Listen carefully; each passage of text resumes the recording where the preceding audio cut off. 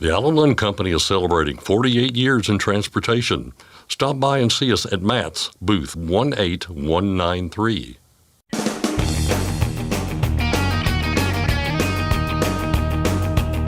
OOIDA, representing America's truckers since 1973, presents Landline Now with your host, Mark Redding.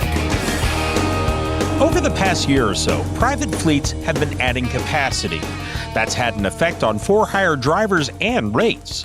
Carter Vieth of ACT Research explains how that and other factors are keeping the freight market depressed, but he does see brighter days ahead. When it comes to reviewing your tax paperwork, you should be a little skeptical, as having things wrong can have real consequences. I'll get some advice from Shasta May of MBA Tax and Bookkeeping Service. And finally, the spot market is showing signs of moving in the right direction, but the full impact of spring on freight is still a little ways off. Ashley Blackford will talk with Robert Rouse of DAT. But first, the news with Scott Thompson. Thanks, Mark. The Environmental Protection Agency has announced new national tailpipe emission standards for passenger cars, light-duty trucks, and medium-duty vehicles. The new, more protective tailpipe emission standards will phase in over model years 2027 through 2032. The standards were relaxed a bit from previous goals after pushback from automakers, who expressed concern about the timeline. Although this announcement focuses on cars and light-duty vehicles, the EPA's Phase 3 final rule on emission standards for heavy-duty vehicles recently passed review from the White House's Office of Management and Budget. That means the final rule for heavy-duty vehicles should be published soon in the Federal Register. The proposed truck emission standards would require a quarter of new heavy trucks sold in the U.S. to be all-electric by 2032. The upfront cost difference between an electric truck and an internal combustion engine truck is less than $600 for a short-haul day cab tractor. However, that price difference skyrockets to nearly $15,000 for long-haul sleeper cab tractors. $1 trillion, that's how much it's going to cost to build, maintain, and power the infrastructure needed to electrify medium and heavy-duty battery electric vehicles. $1 trillion with a T. That's according to a new study from the Clean Freight Coalition conducted by the management consulting company Roland Berger. The study looked at the infrastructure and power needs for electrification. Of that staggering total, $620 billion would be needed in charging infrastructure alone, which includes things like charging stations. The rest of that bill, about $370 billion, would fall in the laps of U.S. utility companies tasked with upgrading grid networks to meet much higher demand. A massive investment, raising questions about who will pay for all of it. The report also notes that the $1 trillion price tag does not include the cost of swapping out diesel trucks with battery-powered electric ones, which are estimated to cost up to 3 times more than diesel trucks. Turning now to Washington, D.C., where we have updates on 3 trucking-related bills, all in the House.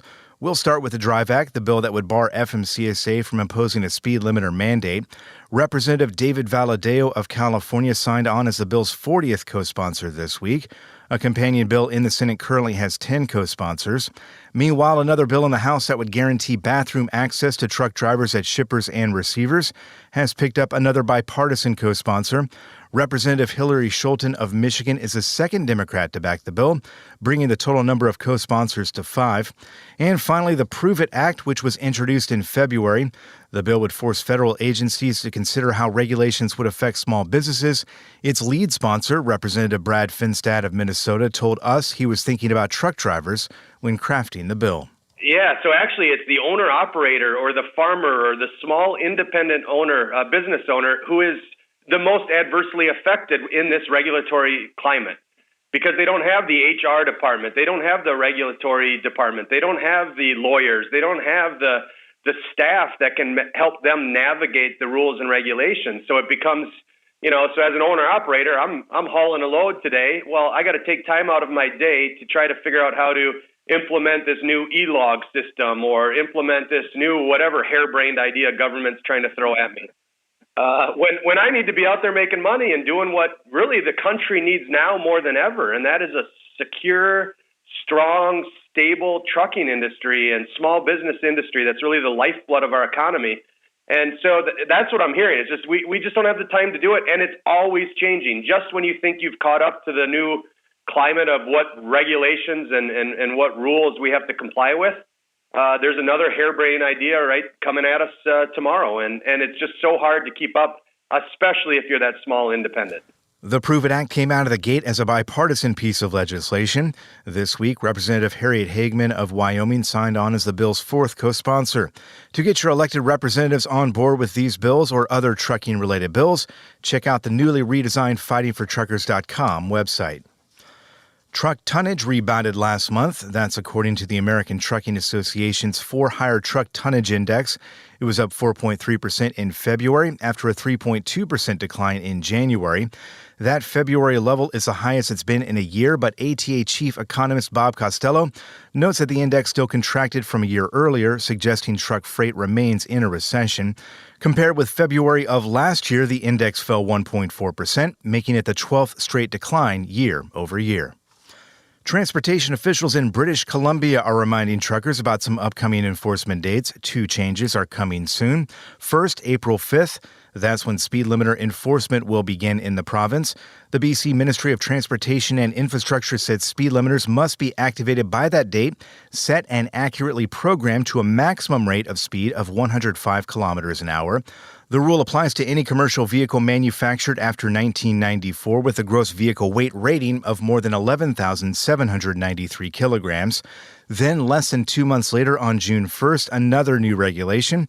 That's when commercial vehicles equipped with a dump box capable of rising above 4.15 meters are required to have in-cab visual and audio warning devices installed. The co-owner of a couple Washington state truck repair companies has pleaded guilty to violating the Clean Air Act. The U.S. Attorney's Office for the Western District of Washington says Sean Coito admitted to deleting pollution control devices on hundreds of diesel trucks. Coito co-owns Racing Performance Maintenance Northwest and RPM Motors and Sales with his wife. Both companies also pleaded guilty. Sentencing for all three is set for June 24th. Tracy Coito is also facing charges. She is currently awaiting trial. Another big city is inching closer to an even stricter overnight truck parking ban. A San Antonio Public Safety Committee decided to discuss the possibility of a new ordinance next month. Current rules ban truck parking on all residential streets between 10 p.m. and 6 a.m. This new ordinance would expand the rule to ban overnight truck parking on city streets that are within 1,000 feet of residential areas.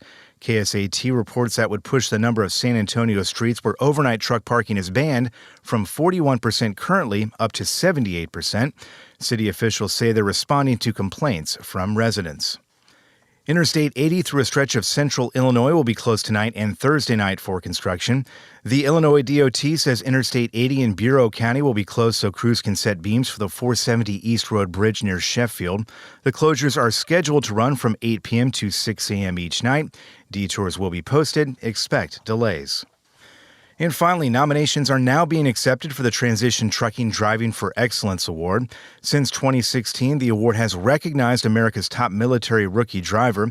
The competition is open to veterans, Guard members, and reservists who have made the successful transition to the trucking industry following military service. For the 9th consecutive year, the grand prize winner will get a fully loaded T680 courtesy of Kenworth. If you're in Louisville for the Mid-America Trucking Show this weekend, you can check out the truck for yourself at the Fastport booth. The top driver will be determined by an expert panel of judges. The deadline to submit applications is June 20th. Public voting will follow in November, and the grand prize winner will be announced in December. For more information, check out transitiontrucking.org. That's Landline Now News for today. I'm Scott Thompson.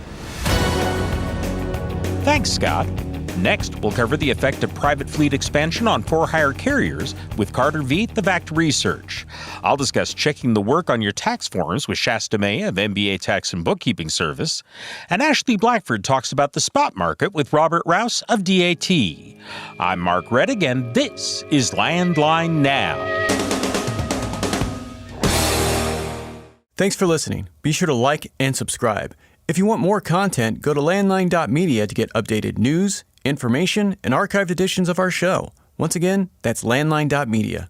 Penske owns and operates some of the best-maintained vehicles on the planet. Our used trucks come with a 5-year maintenance report and pre-sale inspection. So if you're in the market for a top-quality pre-owned truck, look no further. Search our inventory today at PenskeUsedTrucks.com. Control your toll costs and eliminate tolling headaches with Prepass Tolls. Prepass Tolls means toll volume discounts. Just one invoice for all tolls and fewer violations. Call 877-878-5970 or go to prepass.com. Ready to make more money? Use a better load board. For a limited time, get 50% off Truckstop Load Board Pro. Just go to truckstop.com/go and enter promo code READY2023 when you purchase Load Board Pro. Buckling up keeps everyone safe on the roads. Learn more at www.sharetheroadsafely.gov. Paid for by FMCSA. Welcome back to Landline Now. We've been told by the prognosticators that the freight market is going to turn for the better at some point this year. Telegraphing when exactly will be a bit easier if we make note of the signs and data along the way, which is what we're going to do now with the help of Carter Vieth. Carter is a research associate with ACT Research, and he joins us on the line now. Carter, how you doing? Good. How are you doing, Scott? Doing great. Thanks for speaking with us. We've got a lot to talk about here. Starting with, I guess we're nearly, believe it or not, about a quarter of the way through 2024 now already. Kind of a good time to take stock of where things stand. So I kind of want to start with a broad question about the freight market, and this may be hard to answer, but give us your best here. If you had to sum up where we are right now with everything, what would you tell us? Right now, I think I would say we're kind of on the cusp of maybe getting a slight turn in the spot market, at least. I think, the good news is the U.S. economy is strong, or, maybe surprisingly strong than, most of us probably thought a year ago. I think one key thing is, we had 18 months of inventory destock. Now, I think if you look at imports, they're up about 20% for the past 6 months, at least on the West Coast. So that means there's more freight, and just like the absence of a destock means there's going to be more freight in the market. So I think, looking at Q2, I think, at least the freight market volumes, rates, they might be pretty flat, but I think or Q1, but I think in a Q2, we could see some low single-digit increases in rates, just, slightly based off the strength of the economy. But, with rate profitability, capacity will still be taken out of the market. So I think, those two things will help to turn the tide, right? Fingers crossed, right? Yeah, definitely, because that's kind of what I think I've been hearing from most people who are looking at the numbers and looking at the data, is that they think there is going to be some sort of recovery this year. However, as you kind of alluded to there, most people believe it is going to be a kind of a slow but maybe steady increase of things here, and things will slowly start to get better. Are we maybe seeing some signs of that out there? Is there anything you can point to that kind of tells you, hey, we are heading in the right direction? It may not feel like it right now, especially for people out there who are, struggling to get by. But do you see something out there that makes you think, hey, this is something to keep an eye on and something to maybe be positive about? I think, like I alluded to with the economy, so like the absence of the destock just mathematically puts more freight onto the roads, and then when there's a restock happening, that'll increase inventory levels, more freight on the road. But then, other things, if you look at, say, like the CHIPS Act or, the IRA, that's a lot of construction. You need trucks for construction. I think these are all positives. And I think, just based on our, fleet surveys of, for hire, I can't tell you the numbers exactly, but, volumes have went up this month. Pricing went up a little bit. So I think there are, some positive indicators out there. Not that it's going to turn sharply. And I think that is due, to private fleets still adding capacity. So that's going to tamp down any run up in rates. Yeah, talk about that a little bit, because we were talking before we turned the mics on here about that in particular. What are you seeing there with regard to the private fleets adding on right now, and what does that tell you? Yeah, so I guess to get back to the pandemic, private fleets struggled to got burned by the spot market, struggled to get their goods delivered. A lot of the CEOs had to turn around to their board, explain why. So I think in 2023, we saw a lot of pent-up demand from private fleets replenishing and regrowing because they wanted that tighter control of their own supply chain. And, we sort of figured in 2024 we would see a slowdown in that. You think private fleet, their cost per mile is roughly $1 more. They're paying their drivers 50% more. They're not doing backhaul. So we think, spot rates where they are, they would start dipping more into that market. But ahead of 2027 emission standards, OEMs are telling customers, hey, it'll be cheaper if you buy a truck now than it will be in 2027. When you look at inflation, the cost of the parts systems, and the increased cost of the warranty. So I think private fleets are still buying. That's sort of backed up by Class 8 tractor orders. January and February were fairly, I'd say abnormally strong given the market conditions. So I think that tells us that, that's just going to, they're adding capacity into an already loose market. So, when the market tightens, it's not going to be that quick snap. It's going to be a gradual trend. That's interesting. That's kind of we always talk about, one thing changes over here, it's going to have an effect on this over there. And what you're saying here with the private fleets, scooping up all these trucks out there is that that is going to have an effect on perhaps the recovery. It sounds like a little bit, right? Because they're going to be ready to roll, whereas there's going to be less out there for everybody else. Right. Yeah. So just they're right now they're taking market share from for hire, and just because of their cost basis that they're taking market share, they're kind of by default increasing the cost on for hire or owner operators just naturally. So that has an impact as well. Can we talk a little bit about supply and demand here? We've been looking for a better balance here for, it feels like forever. I know it's probably only been several months, but it literally does feel like forever here. In terms of supply and demand, you put out these reports, ACT Research does pretty frequently. What are we seeing there? Are we seeing anything that's going to get us back to a better balance that everybody can kind of at least be a little bit happy about? I think the supply-demand balance, I think it's been positive, at least, for a few months, which, I think for 18 months it was negative. I say barely positive. So, that on itself is a good sign. I think the good thing is that, at least in the for-hire market, supply, say, new equipment, that's just not coming into the market. That's fairly low.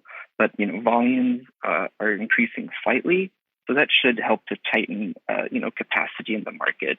And I hate to harp on the economy again, but a surprisingly strong economy is good for freight. And if volumes increase and the supply or capacity of equipment remains low, that'll help to tighten things and create a healthier supply-demand balance. Yeah, just hearing you talk, and again, it kind of tracks with what I'm hearing from other people and reading out there about this recovery. Obviously, when you're living it and you're struggling to make ends meet, it doesn't make you feel much better to hear that we are trending in the right direction here. But again, it hopefully is a silver lining out there for people as they look for something to sort of hang their hat on here. With that in mind, I want to ask you too, because again, you're looking at numbers all day and you're looking at things. Is there anything out there that gives you pause? Is there anything that you see out there that you think, oh, that thing's lurking, that could potentially derail where we're headed here? Anything that kind of makes you think, I'm not quite sure that we are going to get there if this one thing happens? Yeah, I guess, I'd say if, private fleets keep adding at the same capacity and say, inflation remains sticky and, we have to hold interest rates longer and people are, spending more of their income on interest payments rather than, good spending, I think that could maybe push things out a little bit more. Again, I know that's not super helpful for an owner operator, but yeah. Well, that's the thing. It's, I've obviously we've talked about this before with other people as well. And, there seems to be a consensus about where we are and where we are headed. But it's hard to be optimistic when you're looking at these things and you're waiting for this big bounce that we're not probably going to see, right? This is going to be a slow but steady sort of recovery here. And maybe we're seeing it, but we don't really feel it yet, right? So that's a kind of the tough thing here for sure. I want to end on kind of a high note here with a few minutes left. Are there any advice for people out there as we are looking at all of these numbers and all this data come in? Do you have any advice for people out there as they're trying to weather this storm? Because, they have been weathering it for quite a while now, but it's difficult. It's hard out there for a lot of folks. Any advice for people out there as they try to weather the storm? I think all I can say is that, at least on our numbers, our data, I think, Q2 and Q3 are going to be, meaningfully, better. I think we have spot rates at, say, 7%, kind of around the summertime. So I think, if you hold on, there will be, a meaningful improvement, even if it's tough. Yeah, for sure. And as we kind of close things out here, where should people go if they want more information courtesy of ACT Research? If you go to actresearch.net, that's our website. Gives us your contact information or our contact information. So feel free to email us, call us, ask us what's going on. We're more than happy to help. Yeah, and at some point when we talk to you next time or talk with somebody else there at ACT Research, at some point here, hopefully it's in 2024 and hopefully it's sooner rather than later, but we're going to be talking about things on the recovery, things going up. We'll have a sunny, happy glass, not half full, but fully full conversation about the recovery there. That time is not quite here yet, but it's coming. Carter, hey, we appreciate your time so much, and we'll certainly talk to you again here soon. All right, I appreciate it. Thank you, Scott. Our thanks once again to Carter Vieth of ACT Research. The work they do there paints a picture of the freight market as it stands now, which helps us understand where we might be headed. The same can be said of the OOIDA Foundation's work as well. The foundation recently released its quarterly update for the fourth quarter of 2023, which also suggests that some changes could be coming. The U.S. Bank Shipment Index quoted in the report shows that changes in spending and decelerated economic activity weighed heavily on the truck freight market over the last 3 months of 2023. And yes, the index did contract for the sixth straight quarter, but it was the smallest reduction in 3 quarters. U.S. Bank said declines in volumes were more significant than spending. The OOIDA Foundation said the fact that volumes were weaker than spending in all regions further supports that freight capacity changes are likely occurring, whether we see them or not. For owner-operators, there is also some cautious optimism. The quarterly foundation report noted that truckload volumes are trending in the right direction, having increased now for 2 straight quarters, but volumes are still in negative territory, which continues to put downward pressure on rates. Net truckload revenue remained relatively flat quarter over quarter and was down compared to the previous year. This shows that the next cycle is still a ways off. That's a long way of reiterating what Carter Vieth of ACT Research told us, that the recovery may in fact be taking place right now, albeit at a snail's pace. That doesn't, of course, help when you're staring at a load board full of low rates, and that is the event we're all waiting for a time when rates level back up. And the OOIDA Foundation report has some bad news on that front, unfortunately. It looked at the Producer Price Index, which is a group of indexes that measures selling prices domestic producers receive for their output. One index focuses on long-haul truckload carriers, which shows how much carriers are charging their customers. And while it focuses primarily on contract rates, changes there can reflect the general direction that freight rates are heading for the long-haul owner-operator. In the fourth quarter, the index increased 2.9%, which does sound good, but the index is still down nearly 12% from the high in May 2022, and the OOIDA Foundation believes it still has further to fall, meaning we're likely to continue bouncing along the bottom of the trough until demand picks up enough to ignite the next upcycle, which doesn't look like anytime soon. We've got a break coming up, but stick around. Landline Now is back in just a moment. Are you tired of the IRS following you around like a dark cloud? Call 888-557-4020 and get your life back. Dispatch, I picked up that load of steel, so I'm ready to roll. Sounds good. Remember, we're getting paid by weight, so make sure to use a CAT scale. I wouldn't weigh anywhere else. Forget misaccuracy, weigh your truck on a CAT scale. It's tested and proven. Burn 2.1% less fuel when you balance all wheel ends with Centromatic. Call 800-523-8473 to get the OOIDA discount. Sometimes you look at something that just doesn't look right, and that's an instinct you should pay attention to. You're listening to Landline Now, and I'm your host, Mark Reddick. Welcome back to the program. When it comes to your taxes, it's especially true that you should be a little skeptical, as having things wrong can have real consequences. So how do these things happen, and what should you do if it does, or what should you do to avoid it? I talked about one case of that recently with Shasta May of MBA Tax and Bookkeeping Service. Well, Shasta, this starts with a client of yours who had been using a different tax preparer, and a situation came up. I'm wondering if you could just walk us through what happened here. Well, we have a new client this year, and they came with all their records of a beautiful profit and loss statement from last year from the previous accountant. Everything looked fantastic. But our new client told us they had like a gut feeling that something was off, but they didn't know what. And, we're like, oh, okay, this looks beautiful. Okay. Any idea, any clues? And he was just, I just don't know. Something is not right. So we started getting into it, and he had sent us all his source documents from last year, meaning his bank statements, credit card statements, everything that was used to create this profit and loss statement.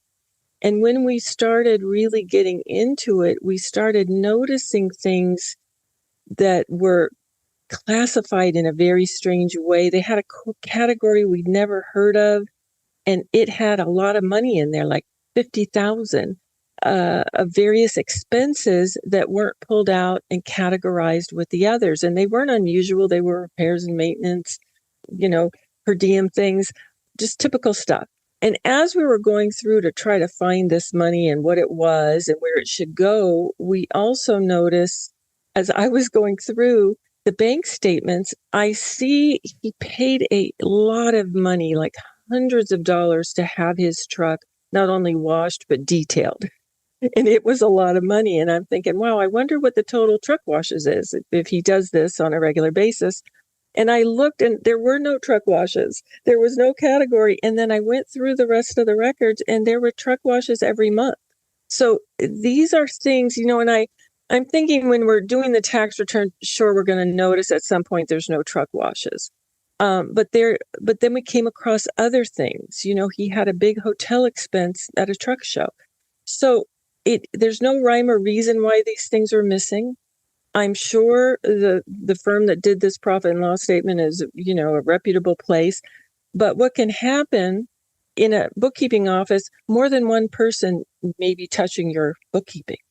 And then you can lose some credibility in that transfer where one bookkeeper thinks the other bookkeeper picked this up. So those kind of things can happen. We all make mistakes, but this is something that makes reviewing important. Even if a professional prepared a profit and loss statement for you, that doesn't necessarily guarantee it's correct. And the bottom line is it's on you to really look at that, review that. And like with our client, he didn't know what was wrong. He just felt like the numbers were off. They just didn't make sense to him. He didn't know why. He couldn't explain it, but he just felt it. So listen to those gut instincts, and also review and be honest. Like my client said, I don't know. I don't know, Shasta. I don't know what it is. It's just something. You gotta just take a look. And so it was well worth it. And not that every time you have a gut feeling it's gonna, save you, hundreds or thousands in tax dollars, but there's nothing wrong with taking that second look. It is so important. We had, again, this year, we had another client. He's just a, one person corporation, but he does have one employee, and we did his, corporate tax return, and he had misreported his the employer contribution, the corporation contribution of the payroll, what the corporation made. And he didn't have that on his own spreadsheet, which he did. And then when he reviewed the return, he remembered, because he watches his cash so closely, that he was positive that the corporation had paid out around $7,000 in payroll taxes, from the corporation. And sure enough, we request the payroll reports, and he was right. There was over 3,000 missing in that one particular category. And a lot of times, maybe you aren't watching your cash as closely as this particular guy, or maybe your gut isn't telling you something's wrong, but that's what makes it doubly important to really review statements and tax returns. I want to talk about some of the things you mentioned there, and one of them is the whole concept of categories. I know that it's important. I've had to do that in some of the tax forms I filed in previous years, but can you explain what we mean by that term in relation to tax forms, and why it's important to not have too much in one category versus another, or why it's important to have them in the right place? Well, with the IRS, when you're reporting your expenses, it's our philosophy, being more detailed is better. You don't want to have a big number in a category, say miscellaneous, because if you've got a big number in there that you didn't know where to put all that stuff, so you threw it into miscellaneous, the IRS is going to wonder, hey, what's that? What is miscellaneous? But if you take that miscellaneous and you break it down very detailed, of what those things are, whether they're office supplies or truck supplies, anything can be categorized, whether you're, having your business name embroidered on your shirt you wear, for your company. If you're having hats embroidered with the business name, all these things are deductible, but let's tell the IRS, this is what this is. This is repairs and maintenance. This is my fuel. This are my office supplies. This is my postage. This is my cell phone. Here's everything detailed out, because we don't want a big number in any category, because that makes the IRS curious. So really be detailed when you break everything down. Don't think, they're going to think that, they're not going to want to see, 30 categories. No, let's give them 35. Let's really share in a very detailed way exactly where every penny of our business money goes. So there are no questions from the IRS. Well, and I remember a number of years ago, the IRS was going through various professions and trades and kind of determining what they thought the average was in particular categories. And as I recall, if something on a particular tax form was way over what they thought the average was, that might trigger an audit. I mean, is that still the case? That is still the case. And when I say, like with the miscellaneous example, if they see a big number in miscellaneous, when I say they're going to want to know what that is, that means the way they find out is through an audit. So you can really be setting yourself up for an audit if you aren't detailed when you're categorizing your expenses. Something else, you mentioned at points reviewing the profit and loss statement, reviewing your tax forms. And obviously there's a number of stages in this process where you can review things and possibly spot an error. Are there other places besides those two that a trucker should look in the tax process? Well, I think from the beginning, one of the most important things is you want to review like your 1099. That's showing your gross income. Don't just take the word for that number on that 1099. Compare it with your records, what you're showing is your gross income. Go through your records and compare and make sure that it matches. Because if on that 1099 there's money over-reported, then you're going to be paying income tax on money you never received. So it's my theory, what's very important is reviewing the 1099s, reviewing, your profit and loss statements or your spreadsheets that you've done if you're doing your own bookkeeping. And then, at the very end, your very last opportunity is to review the tax return. A lot of clients, I feel, even my own included, I don't think review enough. because I really feel like the guests, they're trusting and they feel I'm doing the best job, and I'm absolutely trying to do the best job. But you're more familiar with your numbers than anybody else. So if you are looking at a tax return, and I get you may not really understand what you're looking at, but ask questions. If you don't understand something on that return, ask questions. Listen to your gut. If you feel something's off, there's a high percentage that there is something off. And if you're getting close to the deadline and you do have a bad feeling about that tax return, you can always go on extension. It's much better to go on extension than to file an inaccurate tax return. I want to go back briefly to the whole topic we started with, which is the profit and loss statement and how that plays into doing your taxes. And of course, we started talking about one of your clients who had been with someone else previously. What sort of consequences could result if you're going to a new tax preparer and the profit and loss statement is off, but you don't spot that or they don't spot that? I mean, what could happen? Well, several things. We would essentially be filing, an accurate return. And the worst of it is you could potentially be paying more income tax than you owe. Because if there are things missing on that profit and loss statement, like with our client where we saw things that weren't picked up and they were some large expenses. And if we had just filed and everything looked fine, we think it looks pretty when it's all done. It looks like it's accurate, all printed out in a nice format.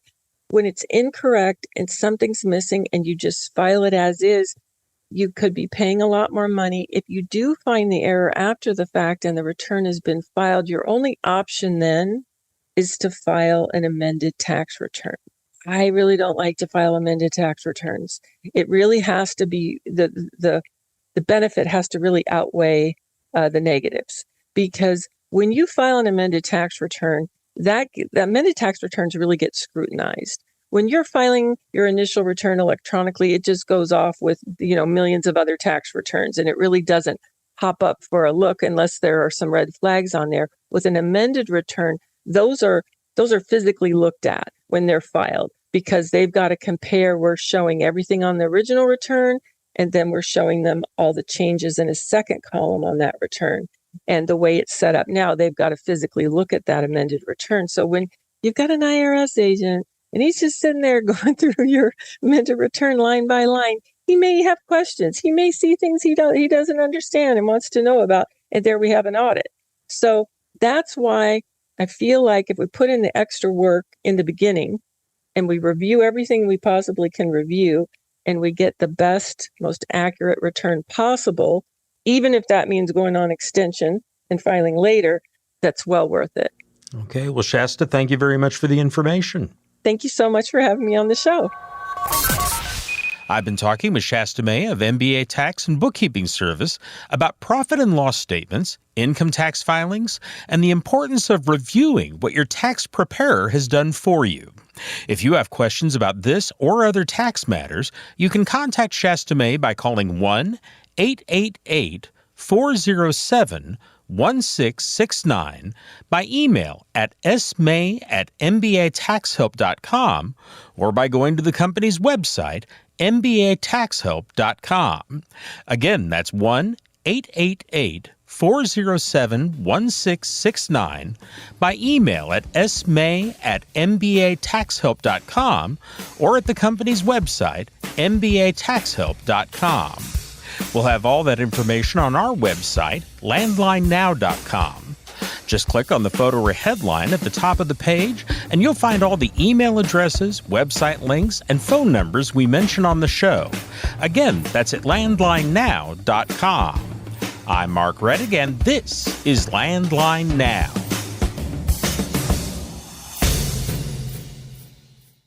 Capital Reman, your leader in remanufactured diesel engines and components, is celebrating its 10th anniversary. Let us help you avoid costly downtime and repairs by visiting capitalreman.com today. Use code OOIDA10 to receive your member benefits. Stock up on Howe's Diesel Treat, the nation's most trusted anti-gel. And to be safe from the harshest winter conditions, make sure you have Howe's Diesel Lifeline on hand, the fastest-acting gelling rescue product. Available nationwide, Howe's products are designed to keep you rolling through the toughest conditions. Visit howesproducts.com. Attention professional drivers, are you behind on your tax filings? You owe money? Integrity Tax Relief Group frees drivers from IRS trouble. You watch the road, we'll keep an eye on the IRS. Call now. 855-976-4291. Since you started, what you've loved about trucking is the freedom. Heading out on your favorite route, a good driving song, and thinking about truck insurance. Well, maybe not that last one. That's why we're here. At OOIDA, we have a full range of truck insurance products, expert advice, and great customer service, helping you get the right coverage for your operation. Go to OOIDA.com, because your job is to drive. Our job is to help with everything else.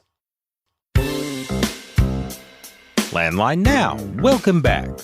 There are a number of critical questions you need to answer in order to run a successful trucking business. Among the most important of those questions are, where's the freight going to be and how much is it going to pay? Today, Landline Now senior correspondent Ashley Blackford will bring us answers to both of those important questions with a look at this week's freight markets with the folks from DAT. Here's Ashley now with the report. Thanks, Mark, and hello once again to Robert Rouse at DAT. How are you doing today, Robert? I'm doing great, Ashley. Thanks for asking. How did the spot market perform last week? Yeah, as spring officially starts this week, we're definitely starting to see it impact the freight volumes across the entire country. The number of weekly load posts on the DAT1 load board rose 3.57% last week to 1.9 million loads. This is a pretty good sign that the market is moving in the right direction. As we close out March, we should expect similar load volumes until produce season officially starts humming in April. That's when we should start to see load volumes climb even higher.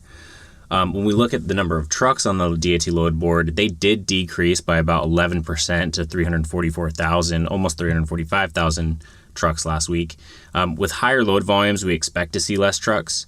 The good news is that capacity is getting tighter throughout the country, and we're seeing that impact the entire market, which is good for trucks, meaning that there's going to be lots of availability out there.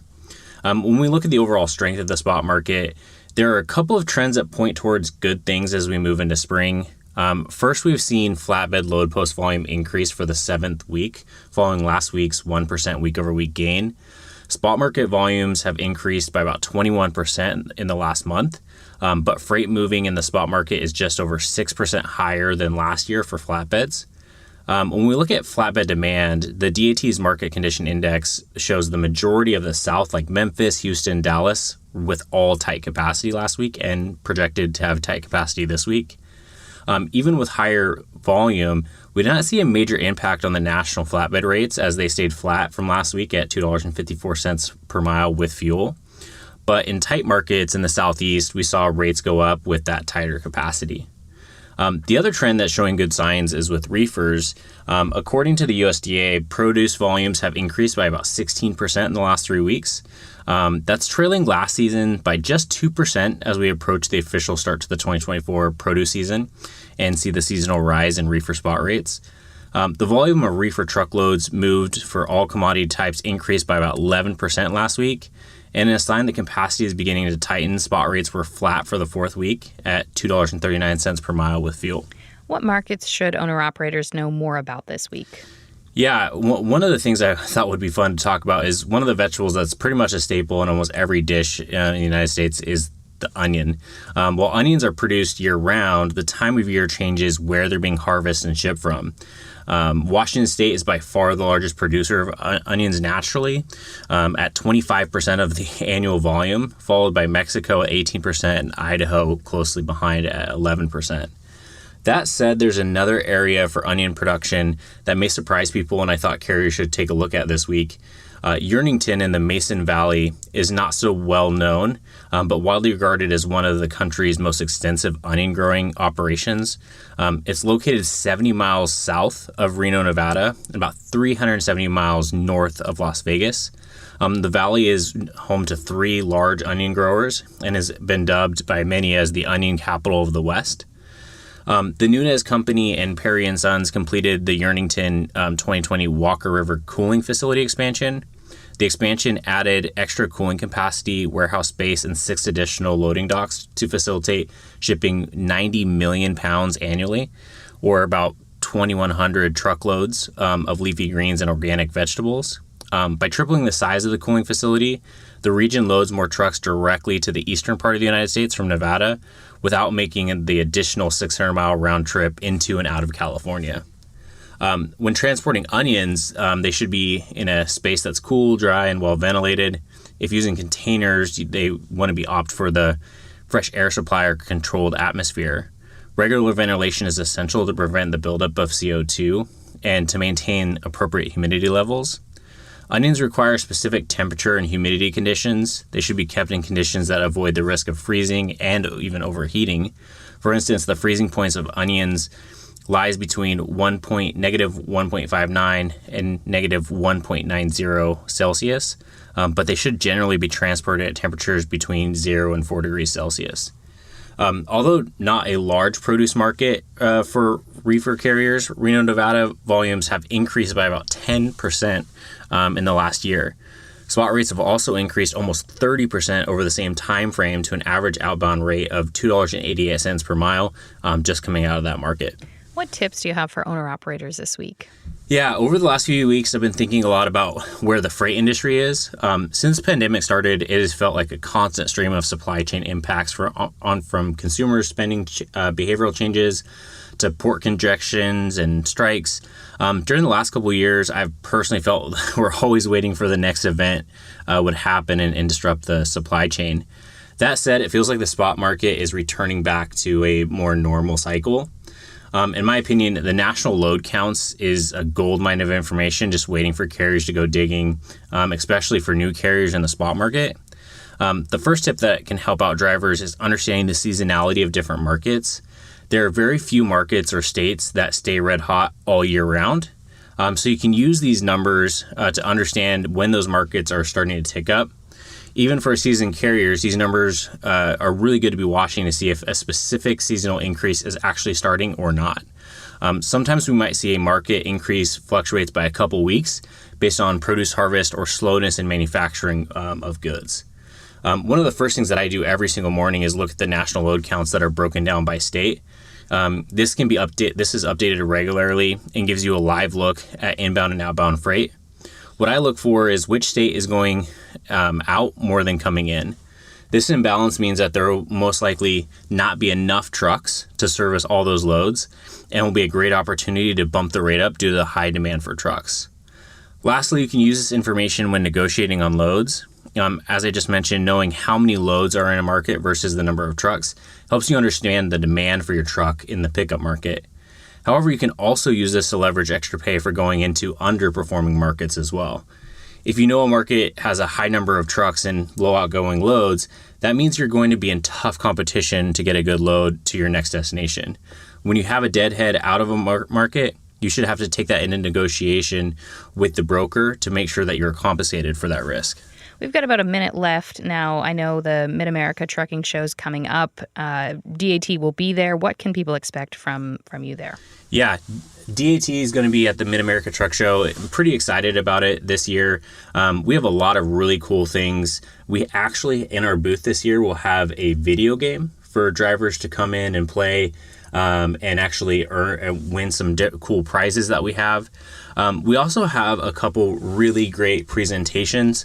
One of our principal analysts for carriers at DAT, Dean Croak, will be doing a presentation specifically on the spot market, how it's doing, where it's going, and where does DAT see it will be in the next year or two. I will also be doing a presentation at Matt's as well on Friday. That presentation will be all about how to look at profitable relationships with brokers. What are the different things that you can do to continue to improve your business. As well, you can definitely stop by the DAT booth, talk to any of our really intelligent people that can help you out with anything you need with DAT. All right.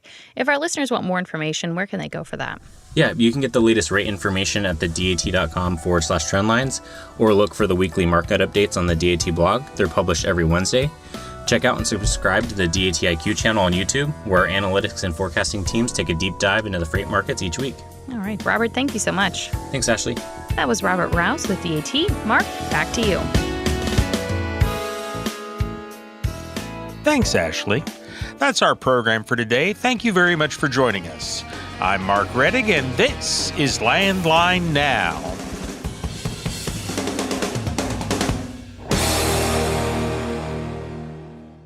Thanks for listening. Be sure to like and subscribe. If you want more content, go to landline.media to get updated news, information, and archived editions of our show. Once again, that's landline.media. I'm a dad, a son, a husband, wife, I'm a writer, photographer, I farm, I'm a veteran, I love old cars, fishing, my kids, Chrome, and I am a professional truck driver. And together we are OOIDA. OOIDA was founded by truckers to stand up and speak on behalf of truckers. We've done that by combining the individual voices of our members into a single, powerful voice. Protecting your interests, defending your rights. Join us! Make your voice heard. Join OOIDA, the Owner-Operator Independent Drivers Association. Call 1-800-444-5791 or visit OOIDA.com.